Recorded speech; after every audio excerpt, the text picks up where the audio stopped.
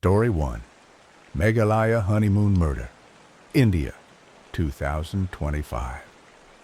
You'd think a honeymoon begins with butterflies, lace-trimmed promises, and stolen glances over teacups. Ours began with clouds. Raja held my hand as we stepped off the plane into the chill of Shillong's early morning. He wore that hopeful grin, earnest, wide, full of ideas. "Look at this place, Sonam," he said. "It's like we're walking through a dream." I smiled, nodded, said all the right words. Inside, my heart beat to a different rhythm, not of love, of calculation. The hotel was perched on a hillside, half swallowed by the mist. The staff greeted us with too many smiles, warm towels, cardamom tea, a welcome note with our names hand-inked. Raja loved it. "They've made it special for us," he whispered. He always whispered things like that, things about us. I unpacked slowly, watched him carefully fold his shirts. Then I tucked the gold chain into his hand. "Wear it," I said, pretending to giggle. "You'll look like a king for the photos." He wore it without question.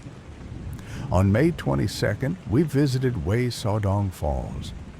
Raja insisted on holding my hand the entire trek down the wet trail. "Careful," he kept saying. "You'll slip." He didn't know how ironic that was. The waterfall thundered below, cascading into 3 tiers of pale jade. Raja leaned over the edge to take a selfie. His laughter mixed with the roar of water, full of life, full of trust. I stood behind him, fingers tightening around my phone. I checked the screen. A message blinked into view. "Raj Kushwaha." "Everything set?" I typed back with one hand, the other clenched around Raja's. Me, "Tomorrow morning, same place, be ready." The phone buzzed once, then it was silent, a secret vibrating in my pocket. That night, Raja fell asleep quickly, his hand still in mine under the blanket. I watched his chest rise and fall, thought about his mother's soft voice, the way she had thanked me for being a blessing to her son. I smiled into the dark. It wasn't a real smile, just muscle memory. The mist pressed against our window like breath. Outside, the falls whispered, and inside, I whispered too. Not prayers, not doubts, just a countdown. 12 hours to go. And in the morning, he would wear every piece of gold I packed for him, just not the smile. The morning of May 23rd began like any other, or at least that's what I needed everyone to believe.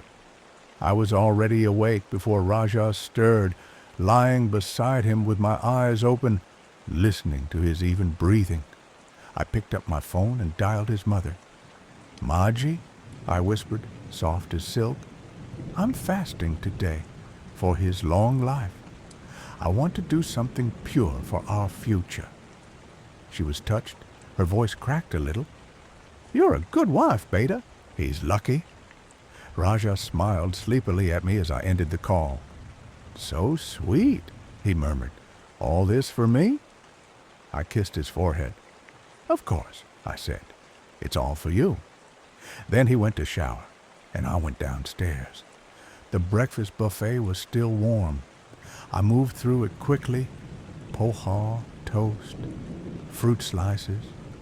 Sat in the corner chewing mechanically while watching the lobby through the dining room's glass pane. I didn't linger. The hotel staff barely glanced at me, but later, their memories would be sharper than I expected. Back upstairs, Raja was still dressing, fumbling with the clasps on a gold chain I had insisted he wear. "Too much?" he asked, laughing. "I look like I'm heading to a wedding, not a hike." I smiled. "You look perfect. Let's make the most of today." At 9:40 a.m., I said I wanted some air before we went out. "Just 5 minutes," I told him. I stepped outside the side entrance of the hotel and walked down the narrow gravel path that curved behind the building. The trees thinned just enough for him to see me, but not who I was with. He was already there, waiting. Raj Kushwaha. Hoodie pulled up, face blank as paper. We didn't speak, just exchanged look. One that said, "It's happening." I handed him a small plastic packet. He didn't open it, just slipped it into his coat and turned away. Back in the room, Raja was watching a video of the waterfalls we'd seen the day before. "We should go back," he said. "Maybe I'll get a better shot this time." My throat tightened. He was still wearing the chain, and the ring, and the bracelet. Everything I'd carefully packed like ticking clocks. He reached for my hand. I took it. It was warm, steady. We spent the rest of the day wandering, but my mind wasn't with him. It was with the cliff, with the edge, with the hour I'd chosen. That night, he held me close as we fell asleep. His hand found mine in the dark. "Promise me," he mumbled drowsily, "we'll always travel together." I turned away so he wouldn't hear my voice when I whispered back, "I promise." Only one of us would keep it. The next morning, May 23rd, began with fog so thick it clung to the windows like breath on glass. I told Raja we should go for a walk. "Let's take one more look at the cliffs before we leave," I said. He didn't hesitate.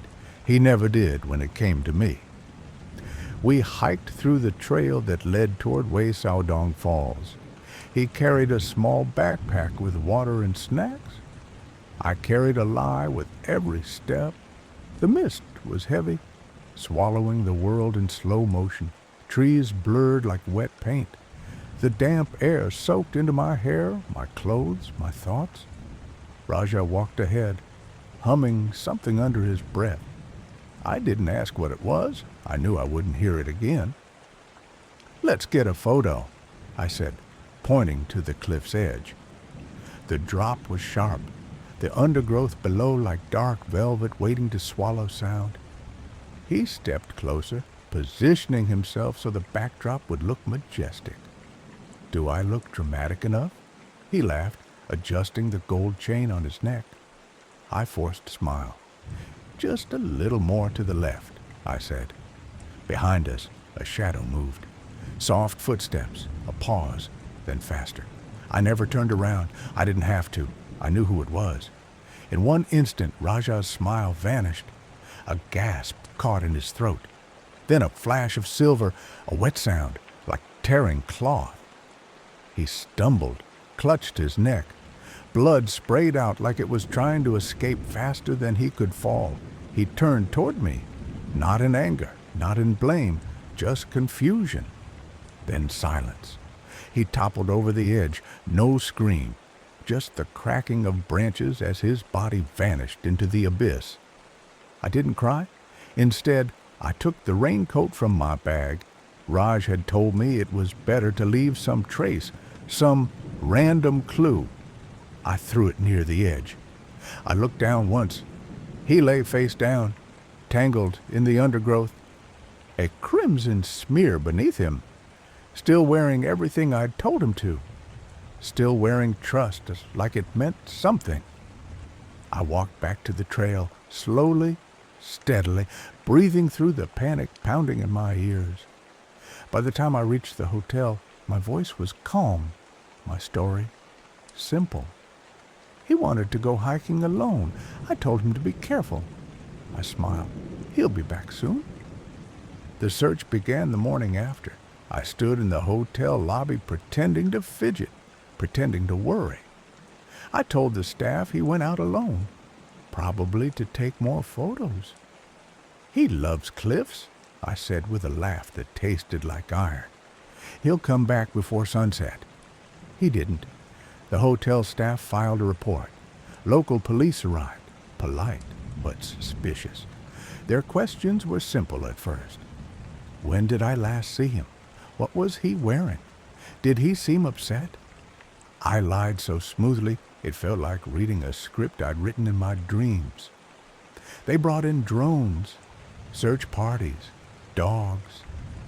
I watched the chaos unfold from the window of our room, sipping tea with shaking hands. I deleted texts, cleared caches, smiled when they asked for my phone. By May 25th, my story started to crack. A staff member whispered that he'd seen me eat breakfast the day I said I was fasting. Another remembered seeing a man who didn't belong, a stranger near the service stairs, waiting. Then came the calls from Raja's mother, dozens. I answered them all with rehearsed grief, told her he was probably lost.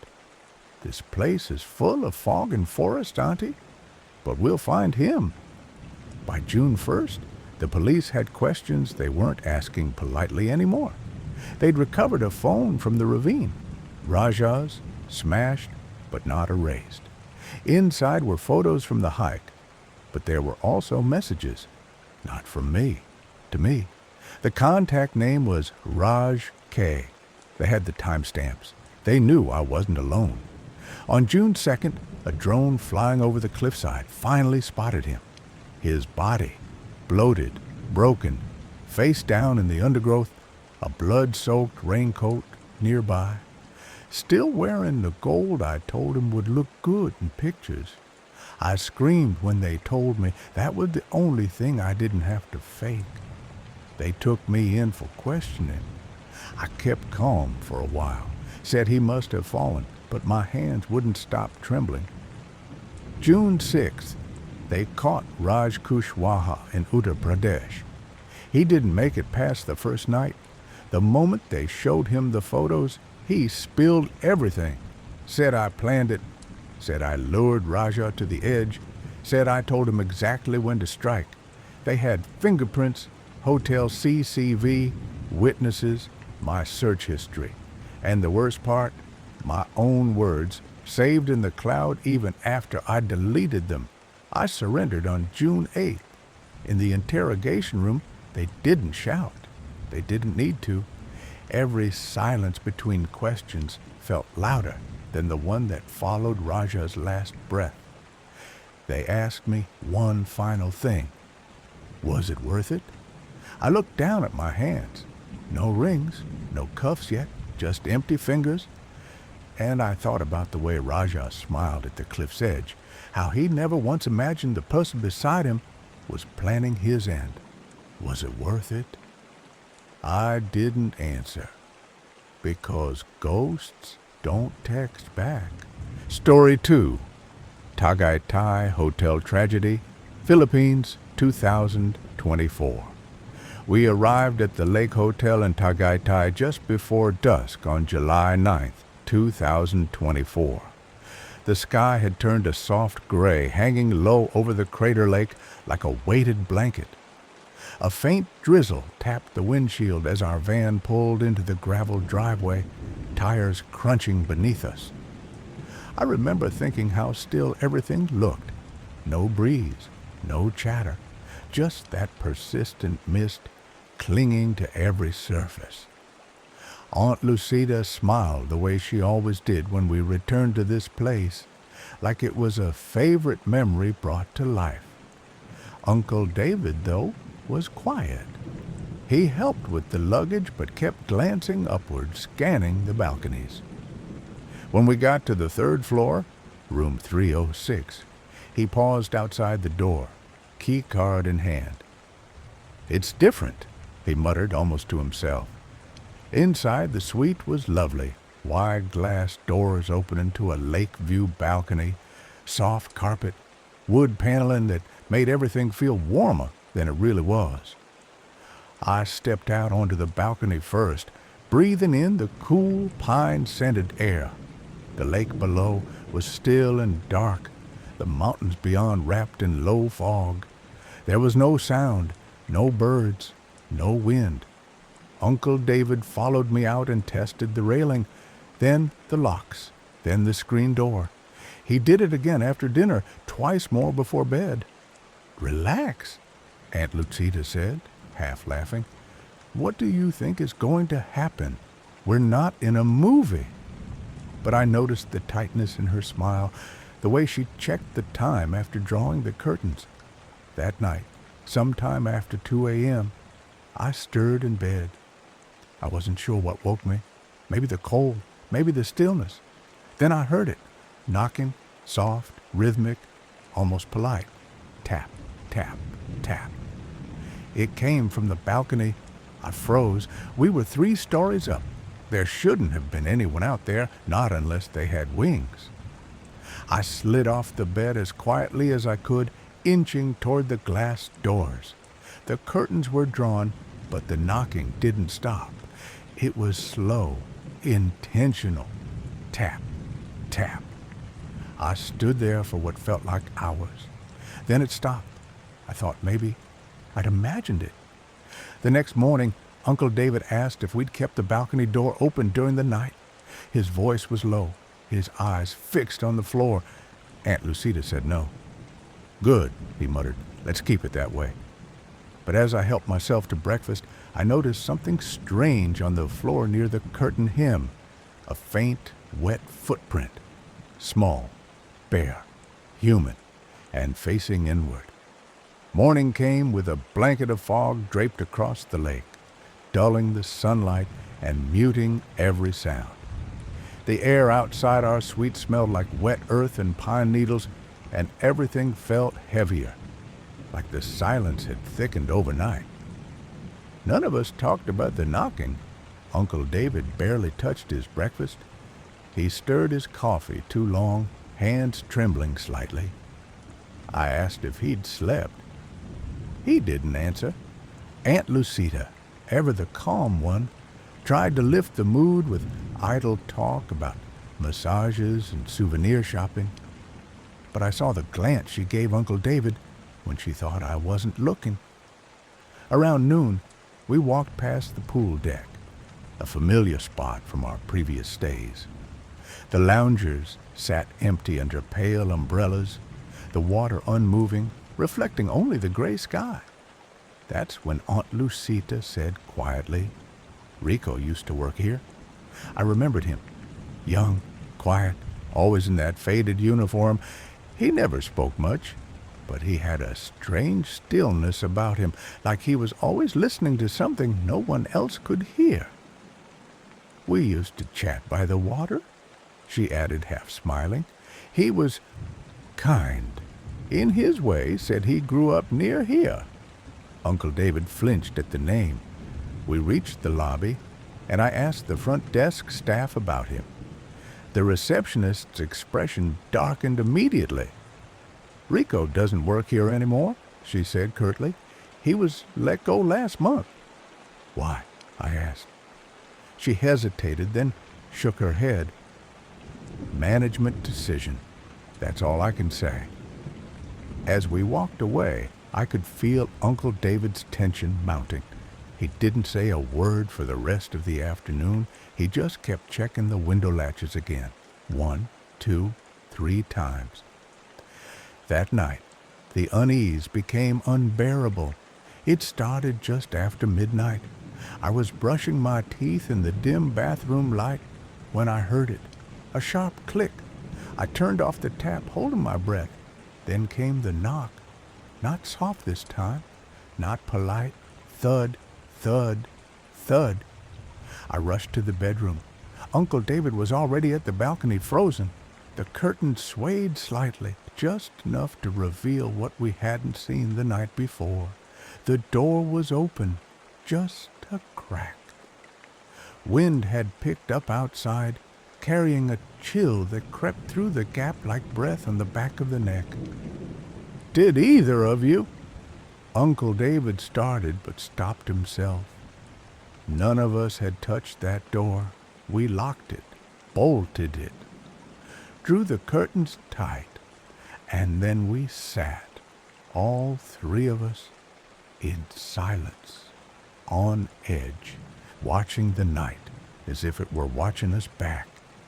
Aunt Lucita finally whispered, Maybe it was just the wind. But she didn't believe that. Not really. None of us did. Because as we settled back into our beds, I thought I saw something on the balcony glass. A faint smear, like someone had pressed their hand flat against it and slowly slid it downward. The quiet in that room felt wrong, like it was hiding something. July 10th, 2024, our final day. We didn't know it yet, but something in the air felt different. The sky had cleared, but the lake below was still unnervingly quiet, like it was holding its breath. Even the birds were absent. I remember standing by the window, staring down at the still water, wondering if we should have left early. Aunt Lucita had suggested one more night to relax before heading back to Manila. Uncle David didn't protest, but I noticed how tightly he gripped the remote when the local news played a segment on rising crime in resort areas. When I looked closer, I saw he hadn't changed his shirt from the night before. By evening, he was moving with purpose, locking, checking, pushing the dresser tight against the main door like a makeshift barricade. He even placed one of his hiking bells on the doorknob just in case. "It's just a hotel," I said, trying to sound brave. "We're safe." He didn't answer. His eyes lingered on the balcony. After dinner, I went to the bathroom. When I came back, I noticed the chain lock on the balcony was undone again. My skin prickled. "Uncle, did you open this?" He didn't reply at first. Then, with his back still to me, he muttered, "I locked it earlier. I'm sure of it." We didn't speak much after that. Just quiet movements, nervous glances. Aunt Lucita tried to read a magazine but flipped the same page over and over. By midnight, the lights were off. I lay on the pull-out bed in the living room, blanket up to my chin, trying to listen past the hum of the mini fridge and the ticking of the old wall clock. Then I heard it. Not the knock this time. Movement. Inside. At first, I thought it was Uncle David getting water, but the sound was too smooth, too quiet, like someone gliding across the floor. My heart pounded so loudly, I thought it would wake them. I turned my head slightly. In the faint glow from the microwave clock, I saw it. A figure, low and long, crossing the hallway. He didn't walk. He slipped through the shadows. He passed the couch and turned toward the bedroom. I sat up and whispered, "Uncle David?" No answer. Then the overhead light snapped on, and there he was, Rico, standing between me and the bedroom door, shirt damp with sweat, blade glinting in one hand, his face pale and stretched tight, like it barely fit. His eyes didn't even register me at first. He looked past me to the door Uncle David had blocked, then to the hall mirror, as if surprised to see himself there. I screamed. That's when everything exploded into motion, footsteps, shouting, glass breaking. The bedroom door burst open. Uncle David lunged with the chair he'd wedged under the knob. But Rico moved faster. He didn't hesitate. He went straight for him. No words, just fury. They collided in a blur, the blade flashing between them. Aunt Lucita screamed. I couldn't move. I just stood there, frozen, watching the man they once called a friend drive the blade into Uncle David's neck. Blood sprayed the dresser. The chair tipped. Uncle David dropped to the floor, eyes wide, lips parted in shock. Rico turned to us, his face pale, breathing hard, still gripping the blade like it meant nothing. And then he smiled, but it was hollow, not triumphant, not cruel, just lost. Everything spiraled. In one breath, we were guests in a quiet hotel suite. In the next, prisoners on the floor. Uncle David's body hit the tiles with a sickening sound. Blood spread beneath him, soaking into the grout like it had somewhere to go. Aunt Lucita screamed, lunged. Too late. Rico spun around, eyes wild, blade shaking in his hand. I froze. No thoughts, no screams. Just a sharp, cold awareness. I wasn't dreaming this.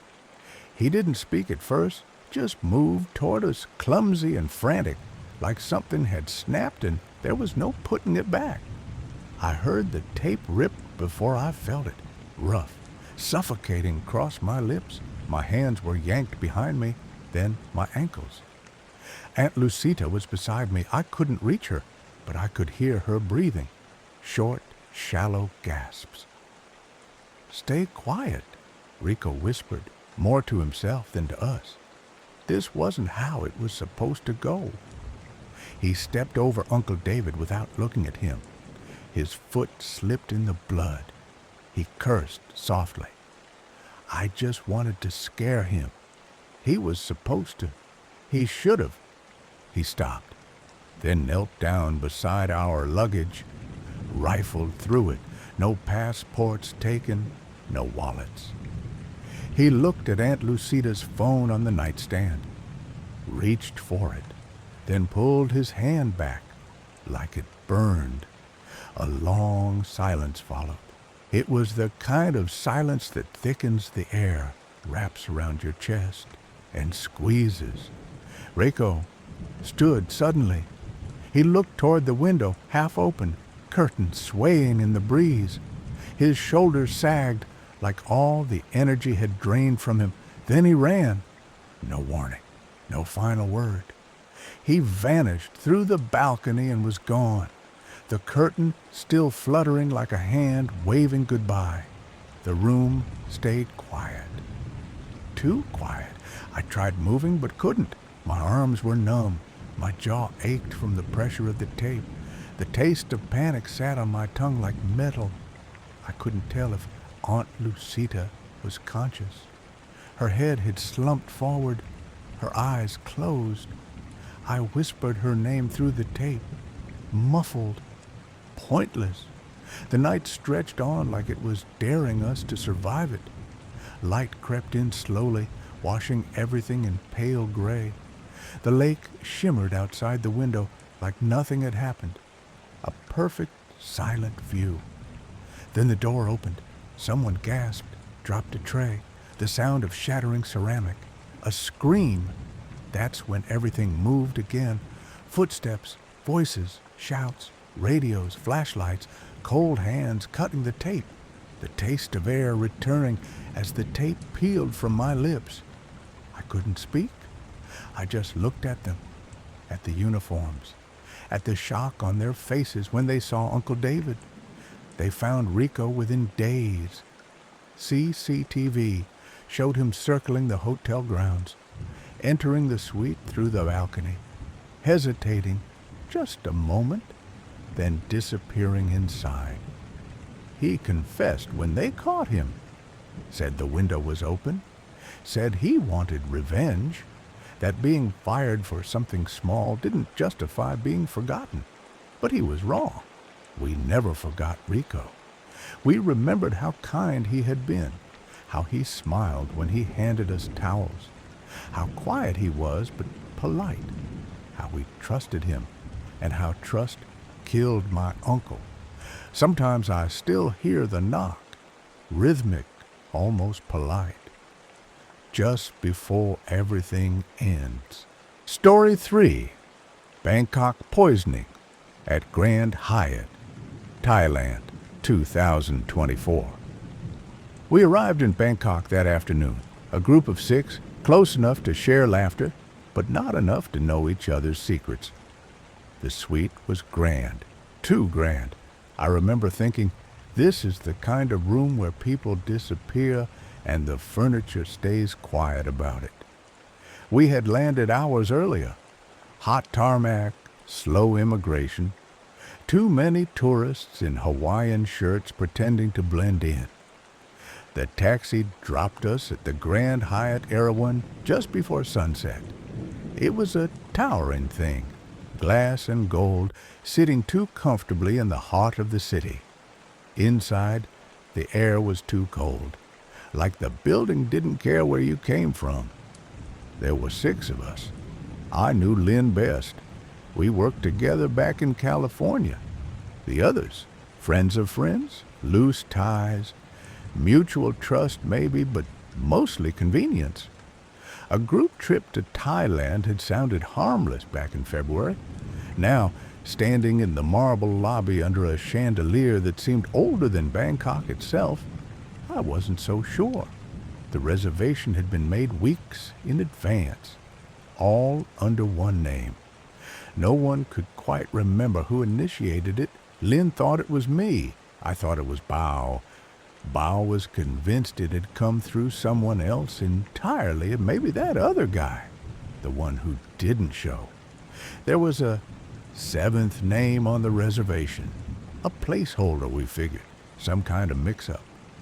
The front desk didn't ask any questions. We were handed 2 key cards and told Suite 409 was ready. Suite 409 was quiet, too quiet. The air smelled like new paint and faint jasmine, but nothing personal, like a place scrubbed clean too many times. 3 bedrooms, high windows, plush carpets you sank into like quicksand. The first odd thing? The television, static, no matter the channel. Then the hallway light outside flickered twice and stayed off. I tried to brush it off. Hotel quirks, I told myself. But then the room service menu we requested never came. Neither did the extra towels.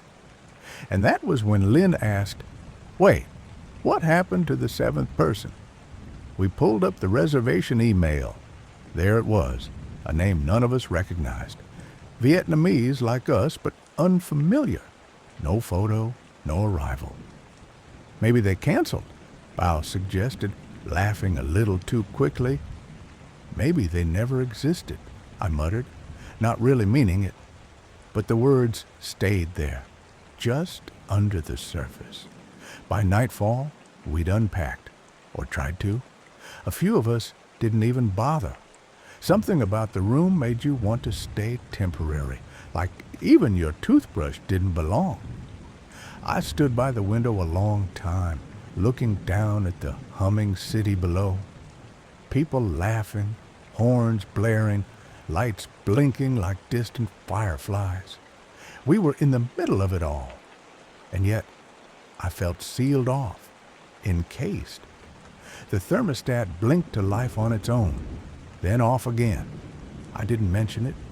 We went to bed early, not from exhaustion, but because it felt like the right thing to do, the only thing left to do. The suite was too perfect, the kind of place that feels staged, every corner dustless, every pillow fluffed just so. I thought, this is the kind of room that remembers things. And then I turned off the light. Tomorrow, the food would arrive. Tomorrow, we would drink the water. Tomorrow, the door wouldn't open. But for now, Suite 409 just listened. I drank from the bottle without thinking. It tasted metallic, like someone had poured silence into it. My throat burned for a second, but I ignored it. So did the others. Morning came quietly, the kind of quiet that doesn't feel restful. Bao was already up, scrolling through his phone. Nothing loaded, no Wi-Fi, no data. He muttered something about needing to reset the router, but no one moved. Lynn and I sat near the floor-to-ceiling window, watching the city churn in miniature. People were living out there. Inside, we were just waiting. Room service arrived just before noon. Polished silver trays, dishes arranged with surgical precision. We hadn't ordered yet, at least not together. The food came anyway for 6. 1 plate of fried rice, another with grilled fish, steamed vegetables, noodles, fruit. Still hot, still untouched by anyone but whoever brought it in. The bellboy who delivered it didn't speak, just wheeled the cart in, nodded, and left. Weird, Tui muttered, lifting the lid of a dish. This is exactly what I was thinking about ordering. No one else said anything. We didn't eat. Instead, someone grabbed a soda from the mini fridge. 2 cans, both unopened. I remember the snap hiss sound echoing too sharply. Then the water bottles, cold, fogged with condensation, just sitting on the table waiting. I took a sip. Didn't even think. I was thirsty, and it was there. The taste hit me seconds later. Not quite wrong, just off. Like something left in a metal sink too long. There was a brief sting in the back of my throat, but I swallowed it down and shrugged it off. Jet lag, I thought. Dehydration. Anything but what it was. The others drank too. Everyone did, eventually. No one questioned it. Around 10:45 p.m., as Bao was brushing his teeth, we heard it. A thump. Not loud, just strange. Muffled behind the closet door that connected to the suite next to us, a closet we had no key for. Lynn tried the handle. It was locked, dead-bolted, not from our side. She knocked once, then again. Silence. Probably housekeeping storage, Bao said, but he didn't sound convinced. Then the lights dimmed. Not all the way off, just a flicker, like someone had flipped the wrong switch in the basement. We laughed it off, awkward and shallow. That's when the knock came. 3 quick taps on the main suite door. I opened it immediately. No one. No footsteps down the hallway, no echo, just the long stretch of empty carpet and the cold air rushing in for a second too long. Tui locked the door after that. I watched her do it. Then we double-checked it was shut. The lock flashed green. Secure. The mood shifted. Bao tried to make a joke. Something about luxury hotels and ghosts. But no one really laughed. We drifted into our rooms after that, like we'd run out of small talk and energy and reason. Tui kept pacing, back and forth from the bedroom to the main lounge. I heard her steps under the door, slow and steady, like she was measuring the space between walls. I wanted to tell her to stop, but I didn't. I lay in bed, eyes open, heart louder than the silence. I felt the burn in my throat again. Just a whisper of it. Still, I told myself, sleep will fix it. Tomorrow, I'd ask the front desk about the closet.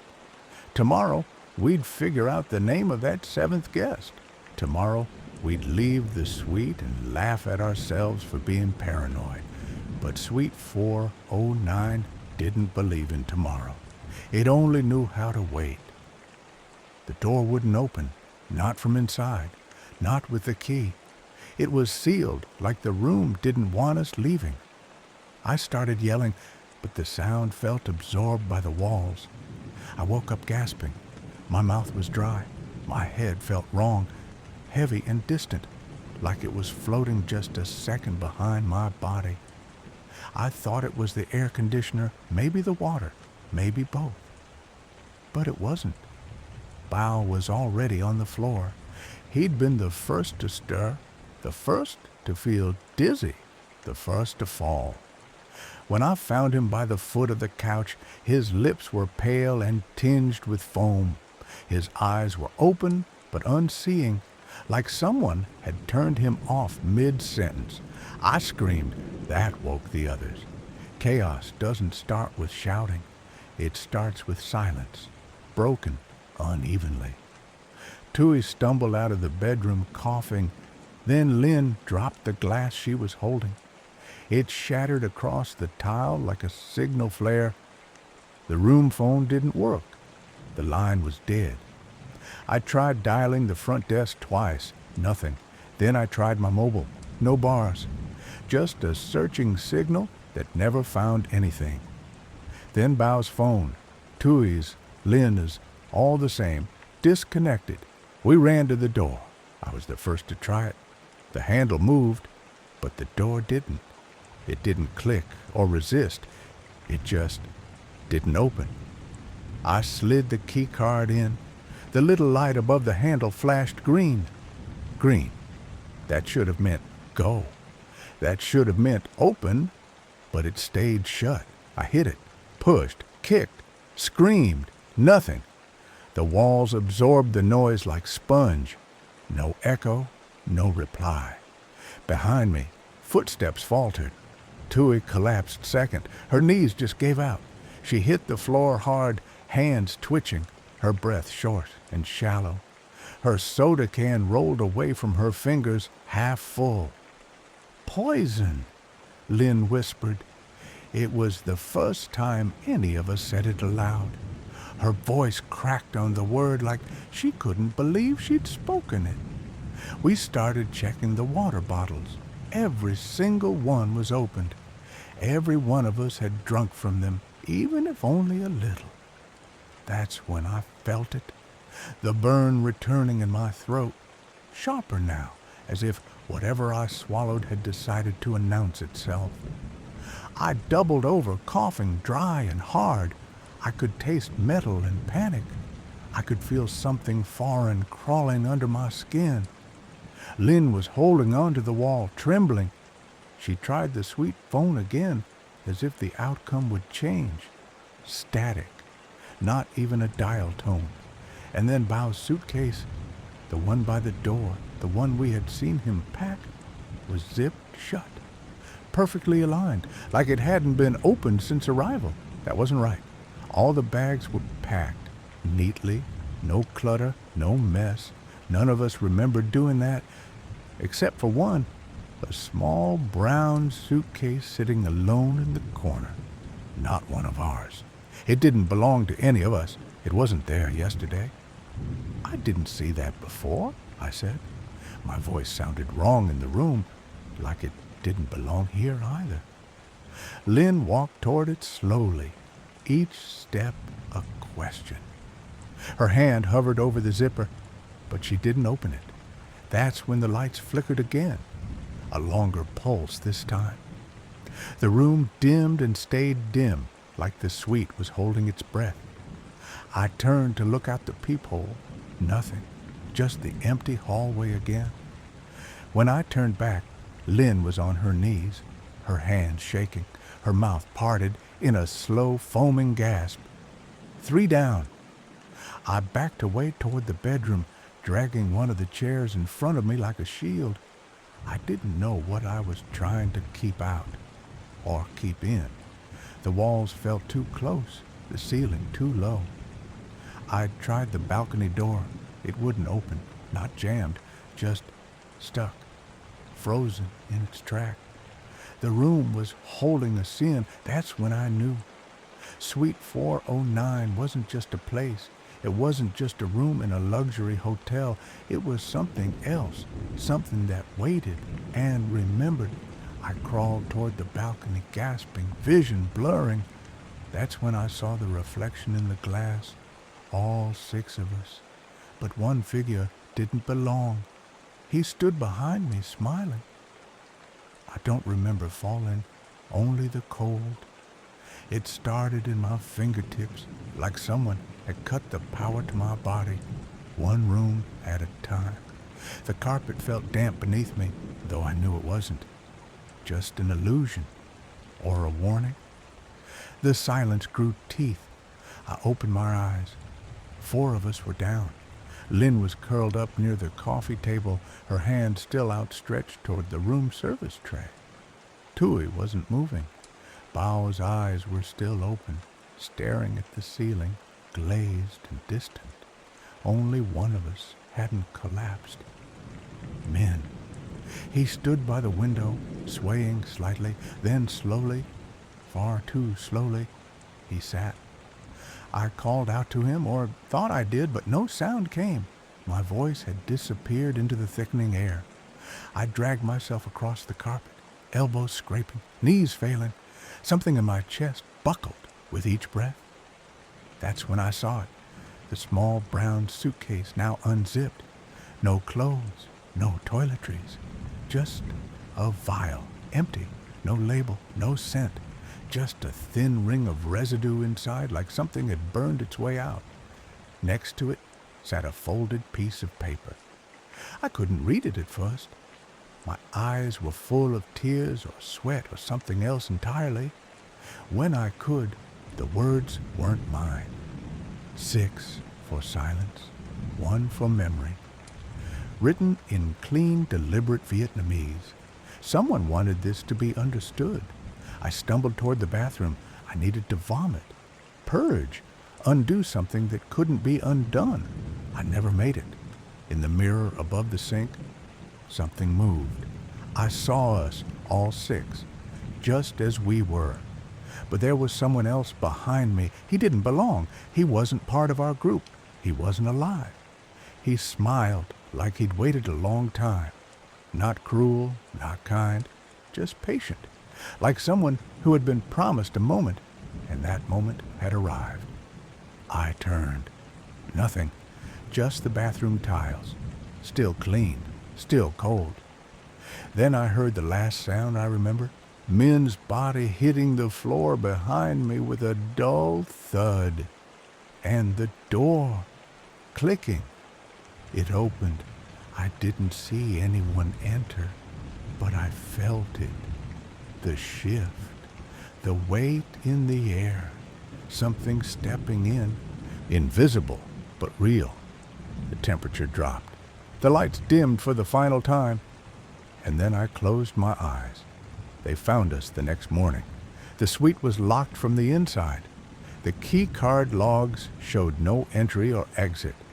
The staff said they hadn't seen us leave or return. 6 bodies, all poisoned. They never mentioned me. No record, no footprint, no name attached to the reservation. Maybe I was never on it. Maybe I was the one who never left.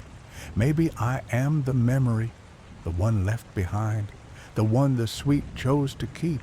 They'll clean the room, replace the carpet, reset the code on the door. But room 409 doesn't forget. And one day, someone else will check in. Maybe another group, maybe another 7 names. 6 for silence. 1 to remember. Story 4. Tokyo Hotel Intruder, Japan, 2025. I had always wanted to see Tokyo. The blinking lights of Akihabara, the quiet charm of Asakusa, vending machines that served hot meals, every bit of it called to me. So in April 2025, I gave myself the gift of a solo escape. Just me, my camera, and this buzzing city. After a long day chasing cherry blossoms and claw machines, I checked back into my hotel around 7:30 p.m. It was one of those towering business hotels, APA, Hotel Bueno, or something like that. Modern, efficient, small. Everything in the room was perfect. Too perfect. I remember stepping in and noticing how neat it all looked. The bed was tucked so tightly it could have been ironed onto the frame. The slippers were angled just so, pointing out from the bathroom like a polite invitation. The TV was off, the room dimly lit by the ambient city glow bleeding through the heavy curtains. Silent. Completely silent. I stood there for a moment, just soaking in the stillness. It felt like I had just missed someone. That subtle tension in the air, like the room was holding its breath. I laughed it off. Jet lag, maybe. Or just the contrast between the noisy streets outside and this insulated little box in the sky. After washing my face and peeling off my coat, I collapsed onto the bed, phone in hand, scrolling through the dozens of photos I'd taken. Everything seemed normal until I noticed something strange. A sour smell, faint but distinct, like mildew mixed with body odor. I thought maybe the bathroom pipes were acting up, or that smell from the nearby river had drifted in somehow. I even checked the sink. But when I lay back down, the scent grew stronger, not like something in the air, more like it was coming from beneath me. I wrinkled my nose. What is this? A horror movie? I thought. Still, I pushed the thought away. It's just a hotel room. Just a weird smell. But as I stared up at the ceiling, something deep in my brain whispered, "You are not alone." I didn't listen. I should have. At first I thought I was being silly.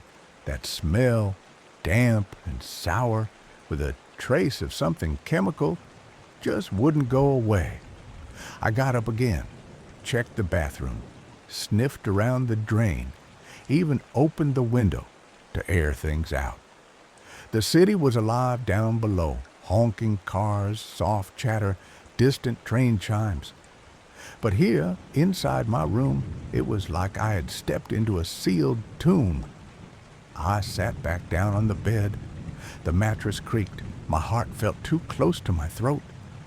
The smell was stronger now. I could almost taste it. It wasn't in the bathroom. It wasn't outside. It was right below me. I remember saying it out loud like I could scare off the unease with sarcasm. What is this? A horror movie? Still, I slid off the bed slowly, my knees hitting the floor, palms down on the carpet. I didn't know what I expected to see. Maybe mold. Maybe a piece of food someone forgot to clean up. But when I lifted the edge of the blanket and looked beneath the bed, eyes, a pair of human eyes, wide, wet, unblinking, staring straight at me from the darkness under the mattress. My brain short-circuited. That's a reflection? No. It blinked? That's a hallucination. But it blinked. I couldn't scream, couldn't breathe. I just stared back. For 3 seconds, 3 cold, eternal seconds, he and I were locked in that awful silence. My blood froze, my jaw slackened, and I knew with absolute certainty that I was looking at a living man. Then it all broke at once. I fell backward, scrambling, my phone tumbling from the bedstand. I screamed, some primal, guttural thing I didn't recognize as my own voice. And then he screamed back, a sound I'll never forget, high-pitched, sharp, like a wounded animal. He slithered out from under the bed like a spider unfolding, legs and arms jutting out at unnatural angles. His clothes were rumpled, greasy. His eyes, those same blank eyes, never left me. Then, without a word, he bolted straight for the door. He flung it open and vanished into the hallway. I sat on the floor trembling, my back against the wall, the smell still hanging in the air like a warning. I had been alone, and then I hadn't. The next few minutes blurred into chaos. I remember the hallway filling with footsteps. A staff member was shouting in Japanese down the corridor. Another one rushed into my room, wide-eyed, looking from me to the open door. I couldn't even speak. I just pointed toward the bed, still curled up by the wall, hands shaking so hard I could barely hold my phone. The intruder was gone. By the time police arrived, my body had gone cold. I kept replaying the man's face in my head. That expressionless stare, that scream, more animal than human. The way he moved, like he'd done it before. The officers were calm, professional, but I saw it in their eyes. They were disturbed too. They swept the room carefully. There were no signs of forced entry, no broken locks, no tampered windows, nothing missing. When they checked the key card logs, it made no sense. Only my entries. No one else had scanned into that room since I'd checked in. The hallway security cameras? Same story. I was seen leaving at noon and returning at 7:30 p.m. But no one was caught entering after me. Yet someone had been there. Under the bed, they found it. A portable power bank, still warm, a frayed charging cable, hidden deep against the wall where the mattress edge sagged. The officer knelt down and stared at it for a long time before glancing up at me. "He was living there," I said, though it felt like someone else's voice coming from my mouth. They didn't deny it. One officer muttered something to another, too fast for me to catch, but their expressions said enough. This wasn't just some random fluke. They had seen something like this before. The hotel manager offered to move me to another room, a higher floor, he said, as if altitude meant safety. I didn't even respond. I just nodded. My legs were weak, and I couldn't stop glancing behind me every few seconds. That night, I sat in the new room's chair, knees drawn up to my chest, phone clutched tight, not daring to lie on the bed. I kept thinking of that man, not how he looked, but how easily he vanished. No sound, no entry, no exit, like he belonged in the space beneath my bed, and I had invaded his room. And worst of all, there had been no sign he ever intended to leave. I didn't sleep that night. The new room was larger, on a higher floor, supposedly more secure. But all that meant nothing once I turned off the lights. Every creak in the walls, every hum from the air conditioner, every passing shadow behind the blackout curtains made my stomach twist. I left the light on. At around 2 a.m., I started scrolling through my photos from that afternoon, anything to keep my mind busy. I'd taken pictures in Akihabara, a few short videos of the arcades, and one awkward mirror selfie back in my hotel room before heading out. I don't know why I stopped on that one. I zoomed in without knowing what I was looking for, and then I saw it. In the reflection behind me, beneath the edge of the bed, something dark, a hand. Open, still, fingers curled slightly upward, barely visible, but unmistakable. My mouth went dry. I had taken that photo around 11:50 a.m. That meant he was already there, not just hiding for a moment, not waiting for nightfall. He had been under the bed while I was getting ready, while I brushed my teeth, while I changed clothes. He had watched me, and I never knew. My hands were shaking again.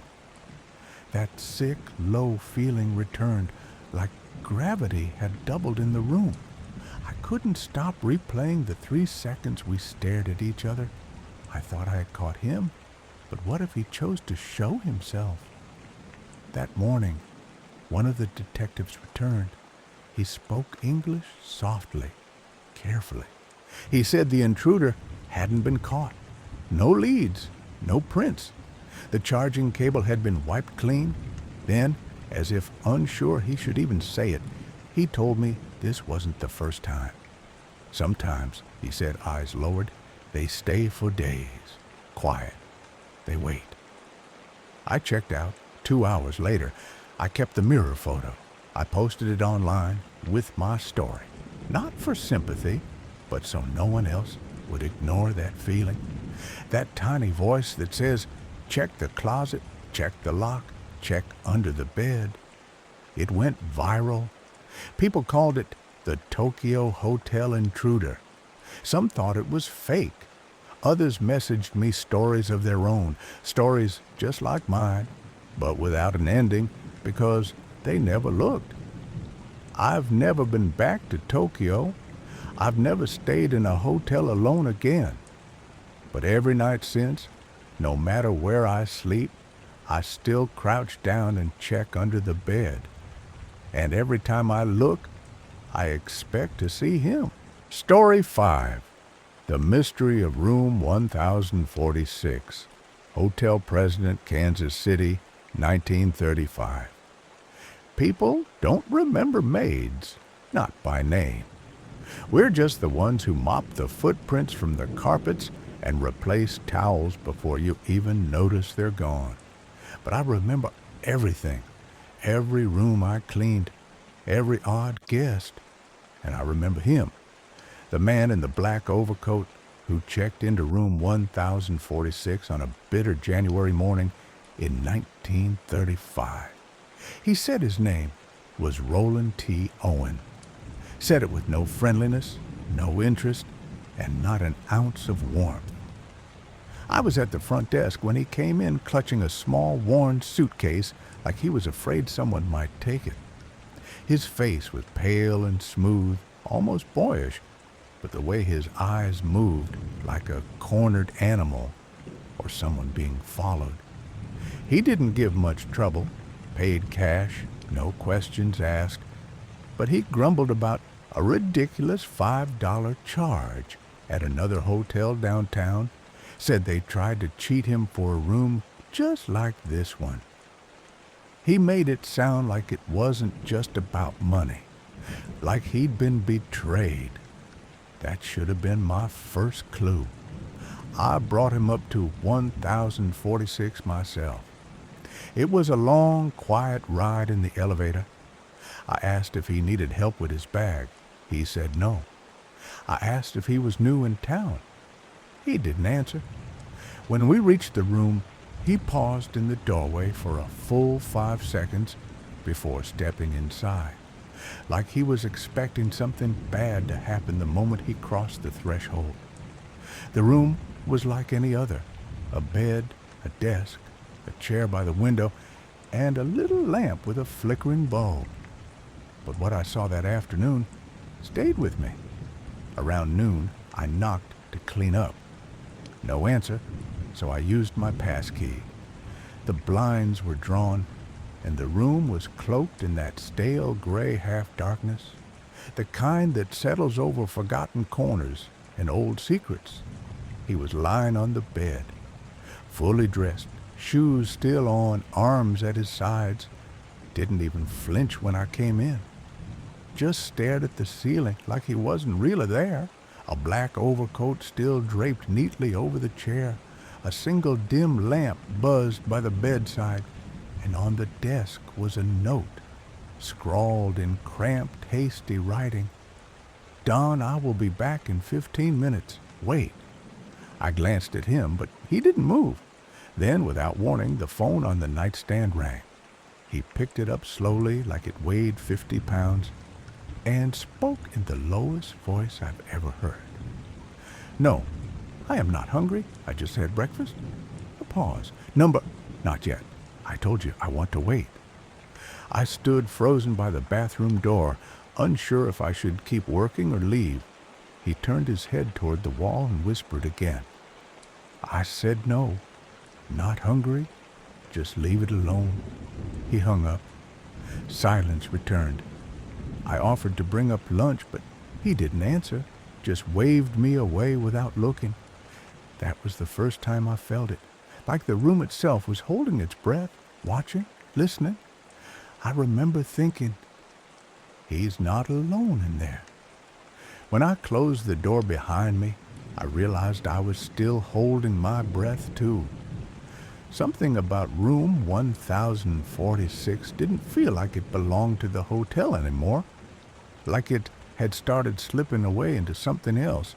And that man, the one in the overcoat, he brought something with him, something that didn't want to leave.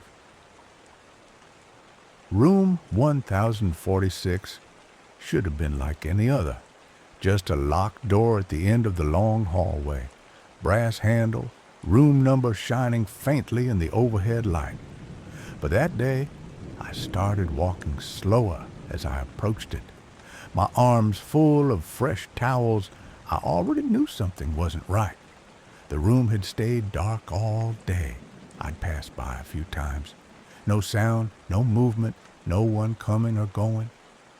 Around 4 p.m., I made my second visit. When I knocked, I expected the same heavy silence. Instead, I heard voices, 2 of them, one low and distant, just barely audible behind the door. The other was sharp, deeper, rougher, a voice like broken glass. "We don't need any," it snapped. I froze. The tone was hostile, too aggressive for a hotel guest. But I knew something they didn't. I hadn't left any towels in that room earlier. None. The man, Roland, or whatever his real name was, hadn't let me in long enough. So why lie? Who was that other voice? I stood in the hallway for a few seconds, towels clutched to my chest, unsure what to do. Then I caught something else, shuffling, slow, deliberate pacing, back and forth. I'd heard guests move around before, but this wasn't normal. It was methodical, almost anxious. I retreated, but I didn't stop thinking about it. Later, when I mentioned the strange interaction to one of the other staff, Gerald, a bellboy who'd worked at the hotel longer than I had, he said he'd seen the man come and go a few times, but never for long. Always in that same dark overcoat, never smiling, never speaking. Said he thought the man was pacing in his room sometimes for hours, back and forth, like a prisoner. That evening, I passed room 1046 again while helping deliver dinner trays. I slowed at the door, still dark beneath the threshold, still quiet, but something about the air near it felt wrong, heavy, like breathing in smoke that wasn't there. Later that night, a guest staying 2 rooms down from 1046 stopped me in the hallway. "Hey," he said, hesitating. "You didn't hear anything weird earlier, did you?" I shook my head. "What kind of weird?" He looked embarrassed, like whispering right through the wall, talking, but too quiet to make out. I didn't say anything. I just nodded and moved on. But inside, I felt it too. Room 1046 wasn't just quiet anymore. It was listening. And whatever was behind that door, whether it was Roland or Dawn or someone neither of us had seen, it didn't want anyone else getting close. By the time evening rolled in, room 1046 felt like a bruise on the hotel. Small, dark, and tender to the touch. I couldn't stop thinking about the voice that had barked at me earlier.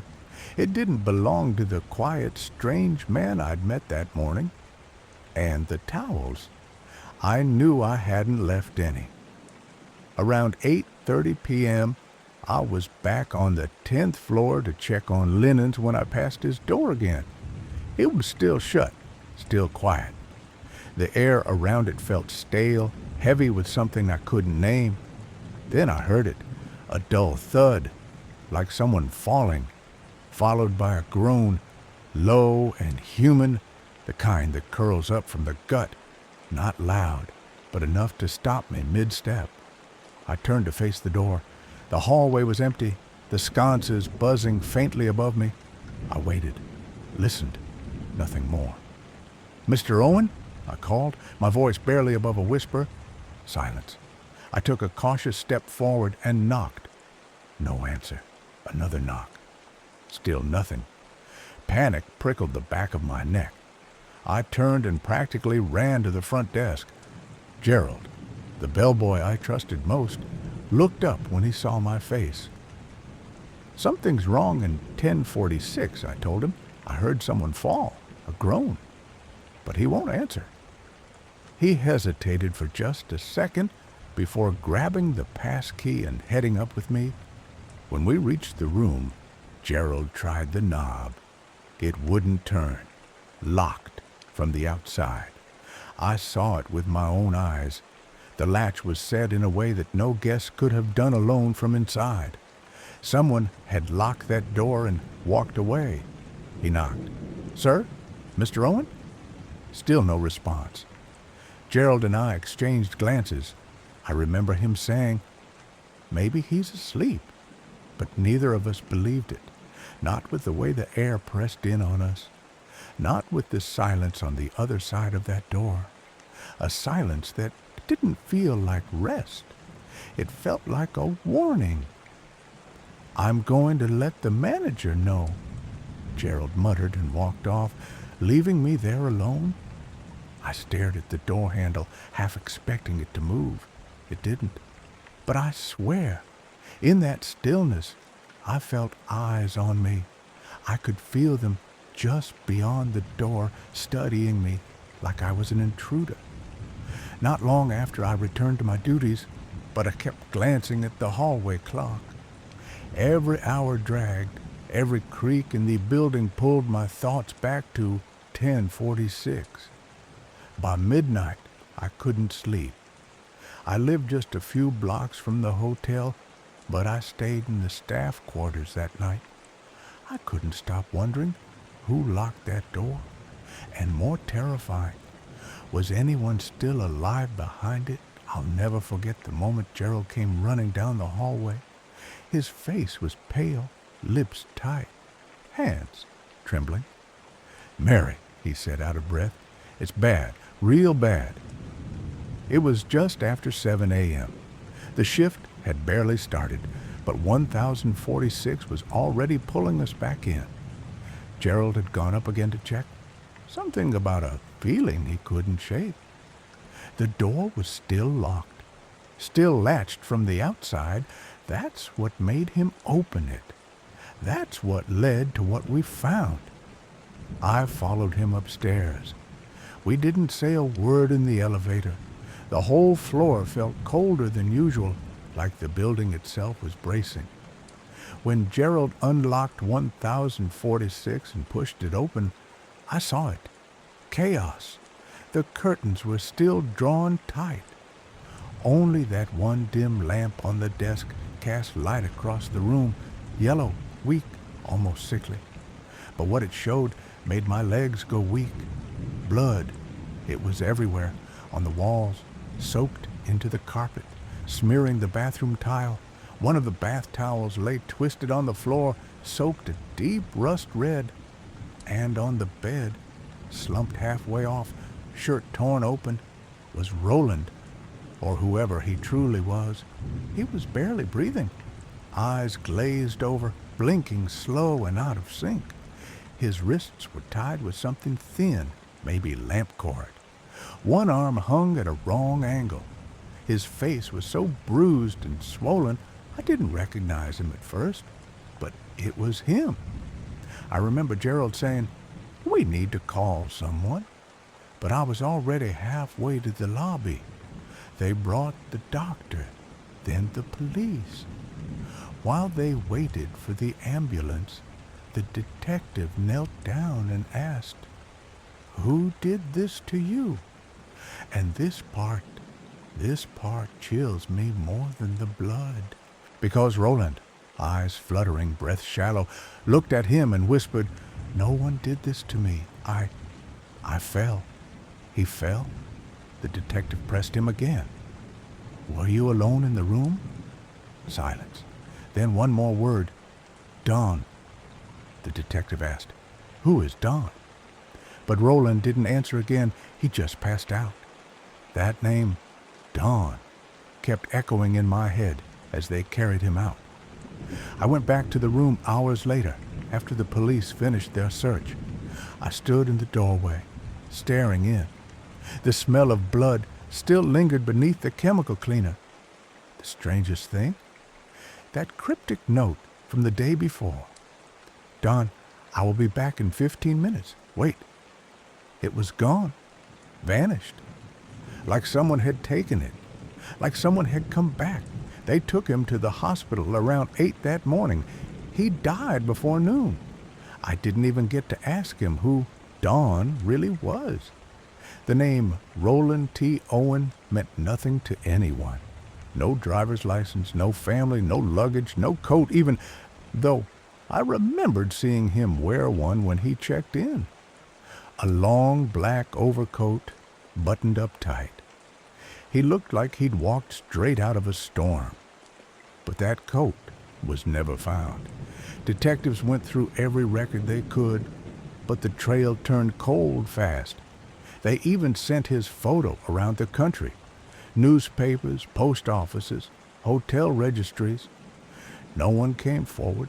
Not a single person claimed him, not even under a different name. A few weeks after his death, someone called the funeral home anonymously. They said they wanted to cover the expenses. I remember the florist telling us a man in a black coat showed up in person, just long enough to leave a folded envelope of cash and a card with one word on it: love. Who buries a man they won't name? I stayed at the President for years after that. I couldn't leave, not because I liked it, not anymore, but because something in me needed to understand. To be near that room, room 1046. No one booked it for a long time. Management left it off the books, unofficially. They never said why, but I think they felt it too. That unease, that silent crawling dread, the sense that the room was still listening. Once, during an overnight shift, I was passing by the 10th floor around midnight. The elevator doors opened on their own. No one was there. I stepped out. The hallway was empty.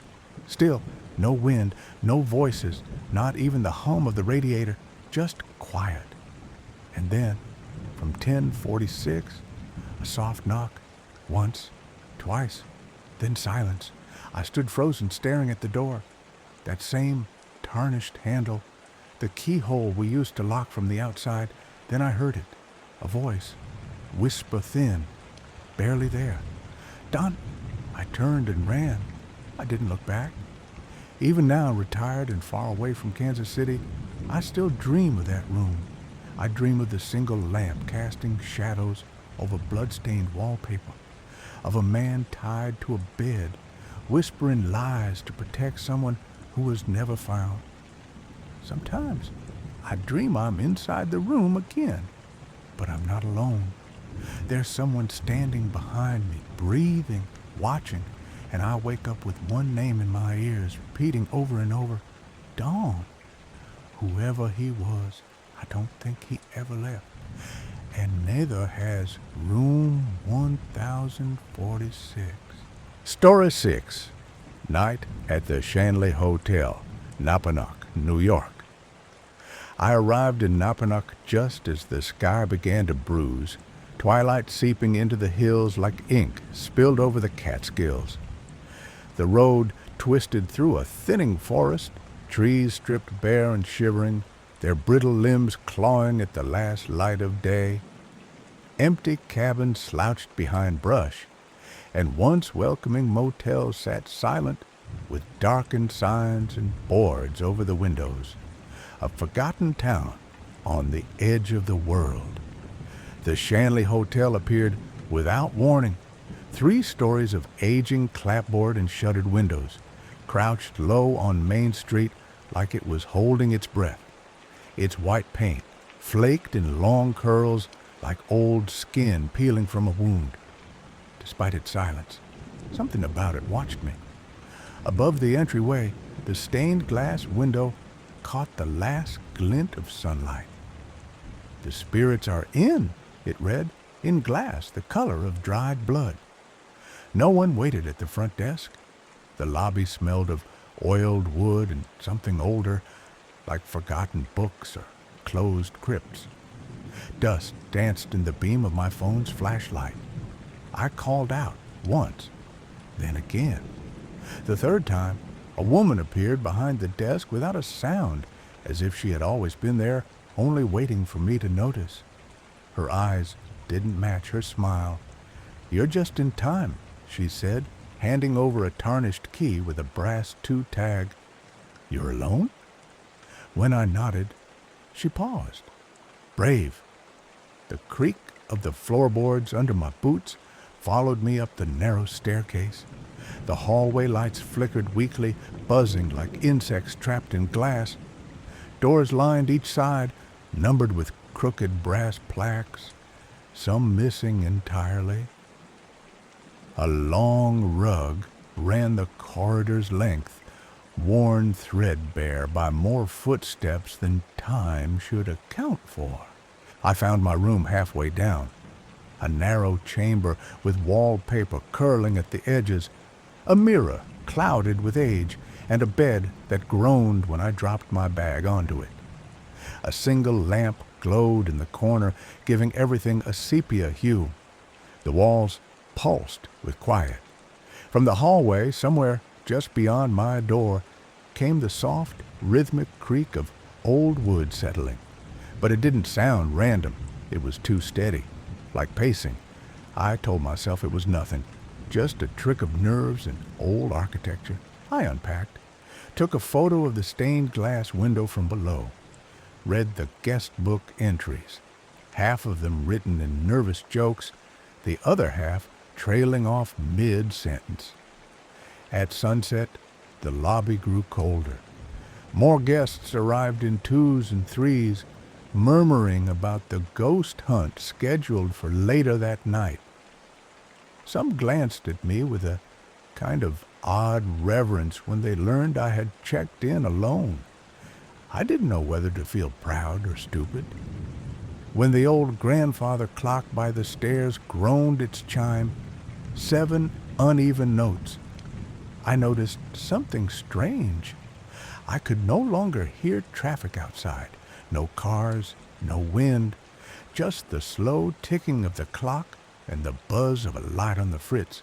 Then, from somewhere above me, a distant laugh, short, high, and abrupt. A child's voice, though I was sure no children were staying here. I looked up. There was a shadow at the top of the stairs. Thin, still. Then it was gone. And for the first time, I wondered if I'd made a mistake coming here alone. The room they gave me smelled of lavender and dust, like someone had tried to clean, but the scent of time wouldn't lift. The wallpaper, a faded floral, peeled at the corners. A 4-poster bed stood in the center like a monument, its wooden frame too still, too silent. I set my bag down and turned once in the small space. The floor groaned under my feet. Then it groaned again when I wasn't moving. I froze, listening. Nothing. Just the creak fading into the hush like it had never happened. At 9 p.m. sharp, I met the others in the lobby for the ghost hunt. There were 5 of us in total, strangers bundled in jackets and nerves. A man in a Shanley hotel polo handed out EMF meters and small thermal devices. "Don't expect special effects," he said. "We don't stage anything here. What you hear, what you feel, is real." The lobby lights dimmed behind us as we climbed the staircase. My EMF meter began flickering before we reached the second floor. "Old wiring," someone muttered. "No," the guide said calmly. "That part of the house was rewired last year." The second floor hallway was long and narrow, the ceiling low. The air felt heavier up here, like walking into a closed attic. We paused outside a room labeled Rose Suite. According to the guide, a little girl once died in that room. Details were unclear, but she'd been sick, bedridden. They say she never left. The EMF meter blinked red. The hallway beyond stretched empty. We moved forward in a loose line, the wood groaning under our combined weight. And then, a laugh. Quick, light. A child's. It sliced through the silence behind us like a needle through fabric. We turned in unison, flashlights swaying wildly over the walls. Nothing. "She's here sometimes," the guide said. His voice didn't drop for effect. "Usually when someone's new." Everyone looked at me. "Did you hear it?" someone whispered. I nodded. My hand was shaking. The EMF meter buzzed again, higher this time. Further down the hallway, I passed a mirror leaning crookedly on the wall. My reflection was warped in the old glass, but for a second, just a second, I thought I saw someone else behind me, something pale, watching. I turned quickly. Empty hall. Lights dimmed. At the far end of the corridor, a door creaked slowly open. No one was near it. The guide stepped forward, calmly shining his flashlight inside. "Just air pressure," he said, but I felt no draft. We continued, our group growing quieter with each step. The creaks beneath our feet became familiar now, but some were off, too delayed, like something was walking just behind us. A man near the back whispered, "Did anyone bring a radio?" "No." "Then what's that sound?" I heard it too. Static, low, almost a hiss. It was coming from the wall, right where old pipes should have been. But the guide said that section had been gutted years ago. The hiss faded, replaced by a low thump from inside the wall. 1, 2, 3. "Like someone knocking," I murmured. The guide didn't answer. We moved faster after that. Back in my room, I scanned the corners with my flashlight. The silence pressed in harder than before. I placed the EMF meter on the nightstand. It stayed dark. I got under the covers. I didn't expect to sleep. From above, I heard movement. Footsteps pacing slowly directly over my bed. The room above mine, the Rose Suite, had been locked. No one was staying there. We were told not to split up. "Stick to the group," the manager warned, especially past the second floor. But there was something about the layout of the Shanley, narrow halls, unexpected staircases, that made staying together feel impossible. Rooms beckoned like open mouths, and curiosity crept faster than caution. Around 10:15 p.m., we entered a chamber that wasn't on the guest map. No room number, just a warped door at the end of a hallway that curved ever so slightly, like it didn't want to be seen. Inside, the air felt older, denser. The wallpaper, rose-patterned and curling, hung like tired skin. In one corner, a stack of yellowed newspapers slumped against the wall, untouched for decades. Across from them stood a tall mirror in a cracked wooden frame, its surface spider-webbed with age. Someone whispered, "Is this the mirror?" But no one replied. We filed in, flashlights swaying, casting tall shadows over the faded carpet. The EMF meters pulsed faster. A quiet whine came from one of the thermal cams, then cut out completely. A man in our group raised his phone and snapped a photo. He froze. He didn't say anything, just stared at the screen and turned it to show us. The picture, grainy, unevenly lit, showed us huddled together. But in the mirror behind us was a silhouette, much taller than anyone in the room. It stood directly behind me. I turned around fast. Nothing. But the room was colder now. Someone gasped, then pointed. In the corner were children's toys, a brittle teddy bear, marbles dulled with dust, and a small music box with a broken hinge. "I'm getting a cold reading," someone muttered, scanning with their thermal. "Very cold." I knelt down beside the toys. My flashlight flickered, casting uneven beams across the cracked floorboards. I reached toward the music box, hesitating. It opened by itself. The mechanism inside, corroded and slow, began to turn. Notes spilled into the air, off-key, halting, like a song trying to remember itself. No one said anything. One of the team members dropped their flashlight. It hit the floor with a loud crack and went dark. In the mirror, the silhouette was gone, but we were all still staring at it. The guide finally spoke, low and calm. "They say this mirror shows who's not supposed to be here and who never left." We backed out slowly, leaving the music box playing behind us. It kept chiming long after the door clicked shut. As we walked back toward the stairs, I glanced at my phone. The photo was still there, the dark shape behind me, blurred but unmistakable. My fingers hovered over the delete button. I couldn't do it. Something told me I hadn't seen the last of that room, or what stood behind me in the glass. There was a silence in the stairwell that didn't feel natural, like the hotel had paused to listen. We had just exited the mirror room, still shaken, still quiet. One of the guests whispered that her fingers were numb, even though she was wearing gloves. Another kept glancing over her shoulder, convinced someone was following us.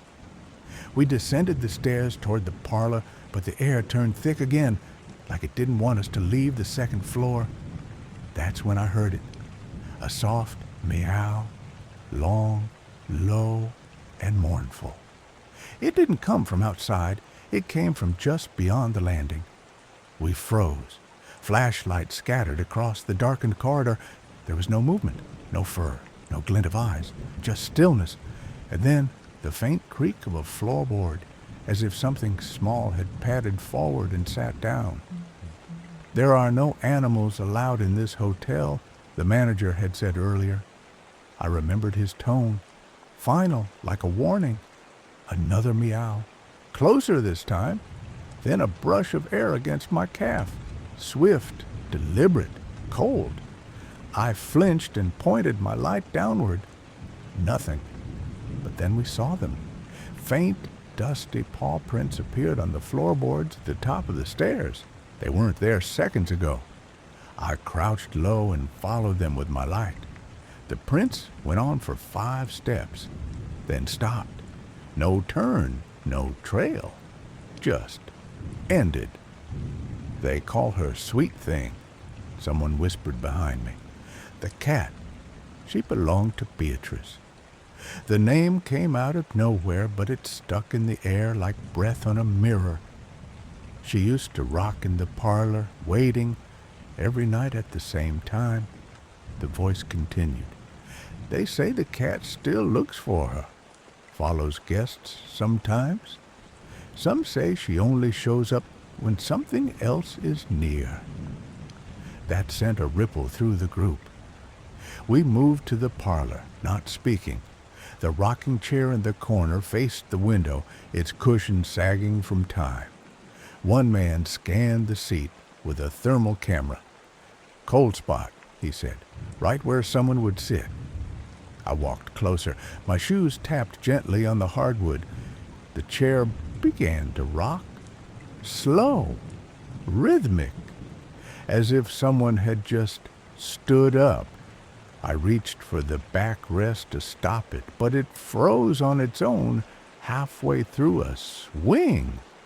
Another meow. This one came from behind us. We turned as a unit. Nothing, no movement, no shadow. But when I glanced back at the rocking chair, I saw it had shifted to face the hallway where the paw prints had vanished. Sweet Thing had gone looking again, and something was following. At some point, I must have drifted off. Or maybe I only imagined sleep, because when I opened my eyes, the room was unchanged. The curtain still swayed, though the windows were sealed, and the same soft humming leaked through the walls like a lullaby played on warped vinyl. It was still dark. I reached for my phone. 3:17 a.m. The hallway was dead silent. No footsteps now, no voices, not even Sweet Thing. I sat up slowly, pulse thudding in my ears. A new sound surfaced. The quiet scrape of wood against wood. A chair, a drawer, it repeated, methodically, closer each time. I aimed my flashlight toward the door, but the batteries had died. I hadn't noticed until that moment how cold the room had become. My breath clouded in the air. I didn't want to leave my bed, but I couldn't stay there either. I stood and stepped carefully to the door, ears straining. The handle felt colder than metal should. I pressed my eye to the peephole, pitch black, And then, movement. A brief flutter of white fabric like a sleeve or a dress. But too fast to track. I flinched back. My pulse stuttered. I waited. Nothing. The scraping stopped. But behind me, the closet door, closed when I'd first arrived, was now cracked open just an inch. I hadn't heard it move. I didn't want to check. I needed to. I stepped toward it, every part of me screaming to get out, to leave now and never return. But I reached for the edge of the door and opened it the rest of the way. Empty, except for one thing. A small antique doll sat in the corner of the floor. Its porcelain face was chipped. A single eye blinked open as I stared. I dropped the door and backed away, heart hammering so loud I could hear it echoing in the silence. And then, from beneath the bed, a giggle, sharp, sudden, a child's. I didn't scream. I couldn't scream. Instead, I ran, fumbling with the lock, yanking the door open. The hallway was empty, but the lights now buzzed faintly, flickering like they were out of breath. I passed room 17. The door was still shut, but the floor in front of it was wet. Dark footprints led away from it, small ones, barefoot. Headed toward the stairwell, no one else was awake.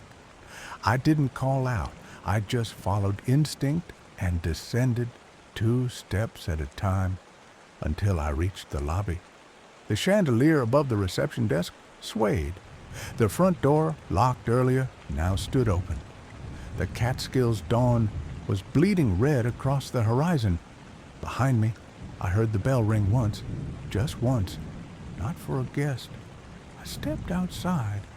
The cold bit hard. The wind carried a final sound to my ears as I turned back toward the hotel. A child's laugh, echoing from the second floor, followed by the softest meow. I never looked back again. Story 7. The Night Stalker of the Cecil, Los Angeles, 1984. I arrived at the Cecil Hotel expecting long nights and stranger guests. Downtown Los Angeles had its reputation, and the hotel, well, the name came with its own baggage. I'd read about the place, the faded grandeur, the violent past, the things people whispered but never quite confirmed. Still, a job was a job, and I needed this one. The building loomed like a mausoleum when I first saw it, its aged facade yellowed with smog and time. The ornate sign still hung over the entrance like a forgotten warning. Inside, the lobby clung to a ghost of its former elegance. Marble floors dulled by years of footsteps, a chandelier sagging like it was tired of pretending to shine. The smell, a mix of dust, damp plaster, and something older, seemed to cling to my clothes even after I left. My first impression of the staff wasn't much brighter. Most of them kept their heads down, avoided eye contact. One older desk clerk, Eldon, I think his name was, pulled me aside before my first night shift. His eyes never quite met mine. "You're the new night manager, right?" he asked, voice low. I nodded. "Yeah, just transferred from the Wilshire." He gave a dry chuckle. "Different world here. Things happen. You'll see. Just don't go wandering after midnight, especially not near the service stairs." I smirked, brushing it off. "Why? Is the ghost of customer complaints past still roaming?" He didn't laugh, just stared for a beat too long and walked away. By 11:30 p.m., the front desk was mine. I sat behind it, flipping through a brittle logbook. No major check-ins that night. A few long-term residents had shuffled by earlier, eyes sunken, faces slack. The elevator moaned as it dragged itself between floors. The place felt like it was holding its breath. At 1:12 a.m., I heard it. A scream, not loud but sharp and clear, cut through the stillness. It echoed through the vent shafts overhead like it had come from somewhere deep within the building. I stood up too fast and knocked my knee against the desk. The pain grounded me. I grabbed the radio. "This is the front desk. Anyone hear that?" I whispered. Only static answered. I waited, heart thudding, ears straining, nothing. Just the low hum of the lobby lights and the faint drip, drip, drip of a leaking pipe somewhere. I told myself it was nothing. Maybe a television left on too loud, or someone having a nightmare. But the sound had been so sharp, so real, not a hallucination, not a trick of nerves. By 2:30, I gave up trying to focus on the paperwork. I walked the first 2 floors, checking locks, glancing at the flickering hallway bulbs. I passed room 214, door ajar, chain lock swinging slightly. I nudged it shut. Back at the desk, Eldon's words echoed in my head. "Don't go wandering." Too late for that. But it wasn't until I reviewed the security feeds that the air turned cold. One of the monitors, camera 3 facing the west stairwell, glitched. It snapped from static to footage and back again, and for a split second, I saw something move. A figure, tall, thin, barefoot, descending the stairs with jerky, unnatural motions. The camera went black again. I leaned closer, trying to rewind, but the system froze entirely. Just one frame burned into the screen like a scar, a grainy silhouette, mid-step, head turned toward the lens, eyes like dark pits. I hit the radio again, now less calm. "Security? Anyone on patrol near the west stairs?" Static. Then, "Nothing showing. You sure you're not just jumpy?" Maybe I was. Maybe the Cecil was just playing its tricks. But that night, the silence felt loaded. Every hallway pulsed like it was alive. Every creak, every flicker, every whisper of air felt watched. I told myself it was just the nerves of a first shift. But I didn't sleep when I got home, and I made sure to memorize where they kept the spare master key, just in case the screams came again. It didn't take a week, not even a few nights. The unraveling began that same evening. It was close to 2 a.m. The lobby had quieted into that strange silence where every sound feels sharpened, air vents sighing like whispers, the elevator cables groaning overhead. I was halfway through organizing the outdated reservation cards when I heard it. A moan, low, wet, wrong. Not the kind you hear from pain. Something more hollow, like it came from a throat that hadn't been used in years. It drifted in through the cracked glass door at the back of the lobby, the one that led to the alley between the 2 wings of the hotel. I hesitated. I could have ignored it, blamed it on plumbing, but I didn't. I grabbed the flashlight and stepped out. The air changed the second I crossed the threshold. Cold, thick fog clung to the concrete like spilled milk. The alley stretched out in 2 directions, one way leading to the loading dock, the other toward a sagging wooden fence and the hotel's dumpster. That's where the smell hit me. Rot, wet metal, something unmistakably organic. I pulled my sleeve over my nose and edged forward. The flashlight's beam flicked and dimmed like the batteries were draining too fast. Then I saw it. A shirt, stained deep red, the kind of red that doesn't come out in the wash, crumpled beside the dumpster like someone had just peeled it off. One sleeve was torn. Something dark had congealed along the hem. I stepped closer and saw a shoe print beside it, barefoot, pressed into the damp gravel, fresh. I radioed in. "Security, this is front desk. I need someone in the alley, now." Static. Then, faintly, "Copy. Be advised, Ramirez was spotted 2 blocks over." That name. That voice, Ramirez. My stomach dropped. The flashlight slipped in my grip, flickered again. I looked up and saw the neon sign from the service exit above, flickering violently now, buzzing like it was trying to speak. I turned to go back inside and froze. Something had moved at the edge of the fog, a dark shape hunched low by the dumpster. I couldn't see a face, only the suggestion of limbs, long and unnatural in proportion. It didn't approach, it waited. I backed away, step by step, and slammed the door behind me. Inside, the air felt heavier, electric with fear. Every corridor seemed darker now. I locked the lobby entrance and checked the feed from the alley camera.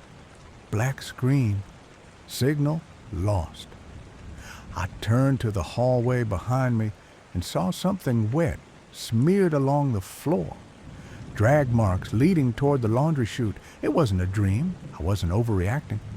The Cecil was breathing again, and it didn't like being ignored. And out there, somewhere in the fog and brick and steel, something was watching.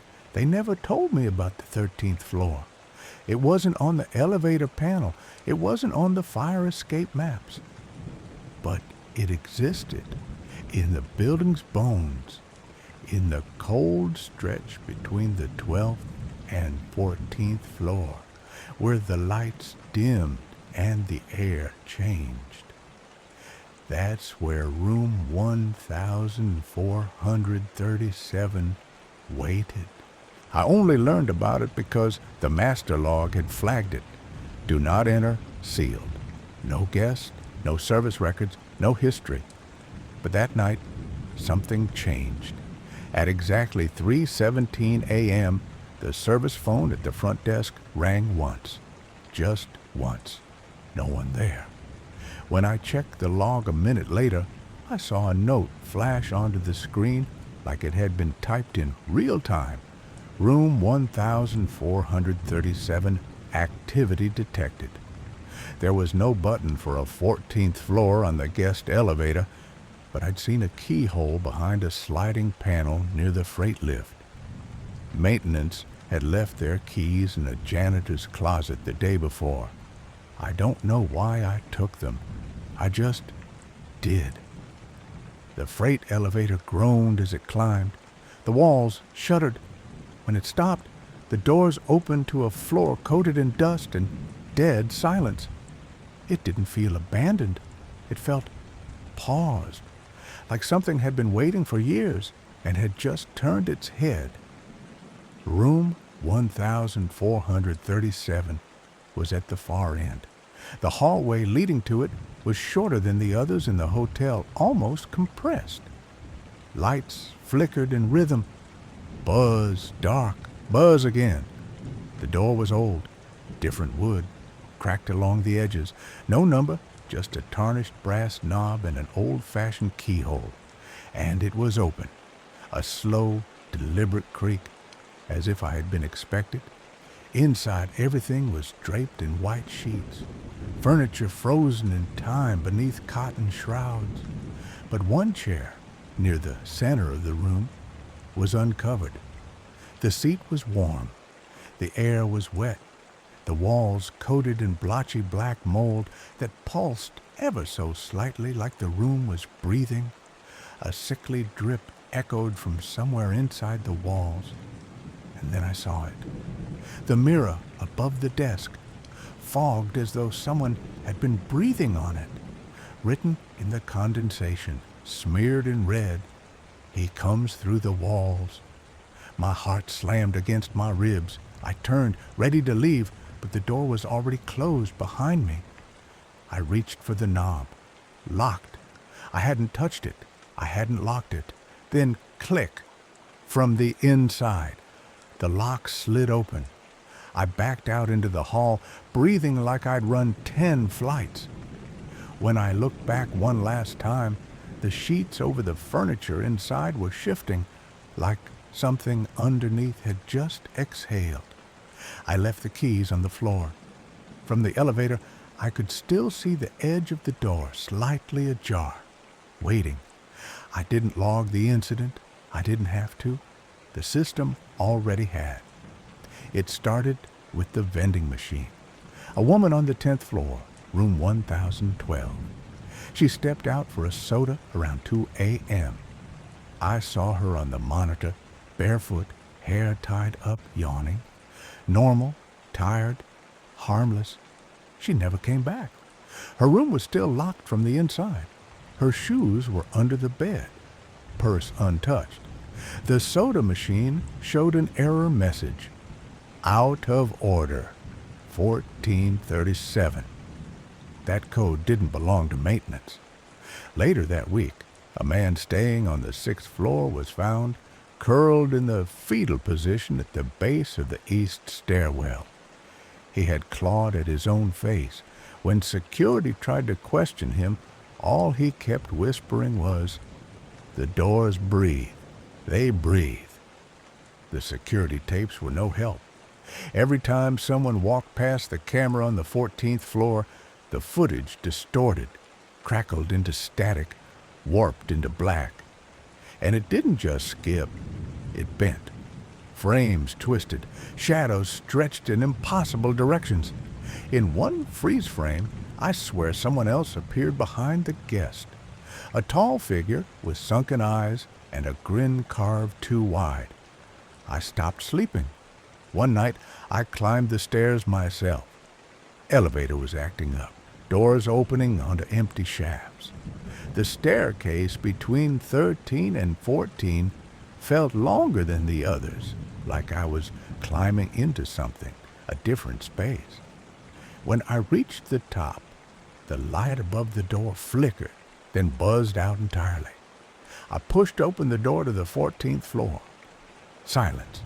No hum of lights, no soft buzz of electricity, just a low, distant hiss like breathing through the walls. The carpet was damp beneath my shoes.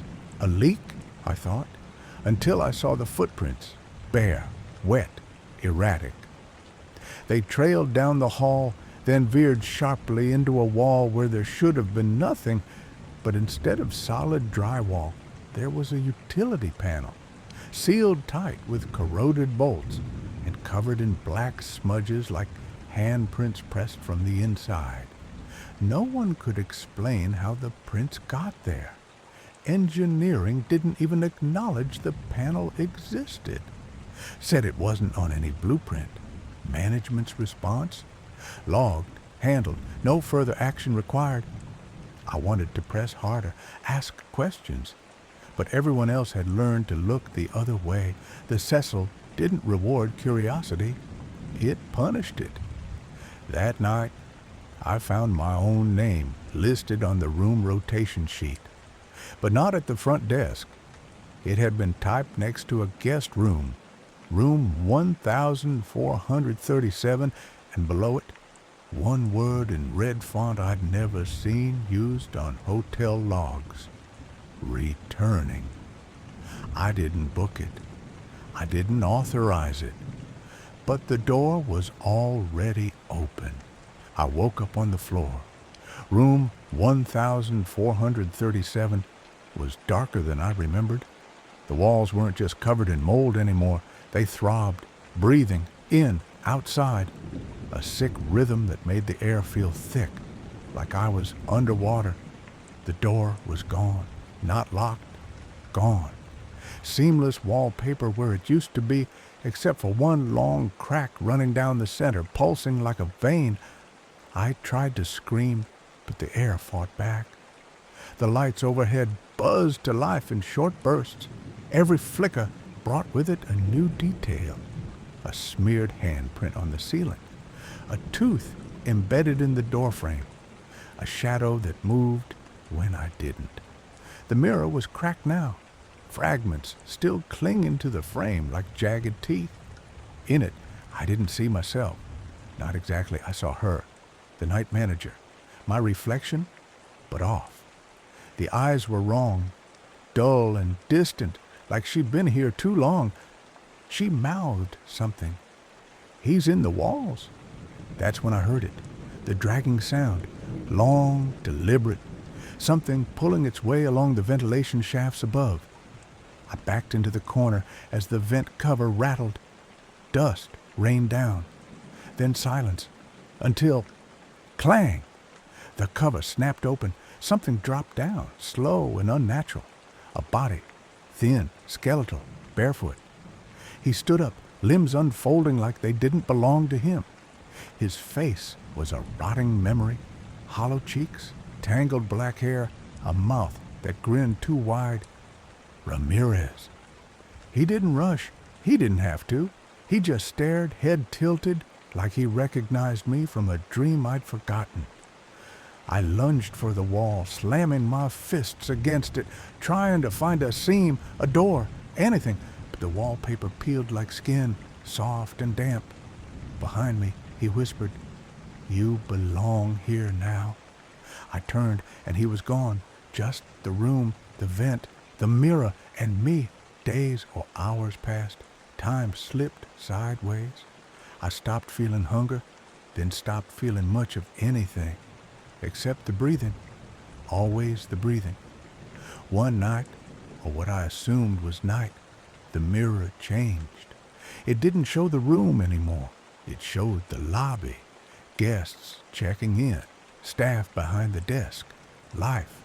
I banged on the glass, screamed, and that's when I saw her, a new night manager, standing where I once stood, wide-eyed, holding the same clipboard. Behind her, a senior staffer leaned in, whispering in her ear. Strange things happen here. I tried to shout, to warn her, my reflection pressing against the glass like a trapped scream. But she didn't hear me. She turned, walked away, and I saw something else in the mirror now. Him, smiling over my shoulder. They'll find room 1437 empty again eventually. The log will mark it handled, just like the others, but the walls will remember. They always do.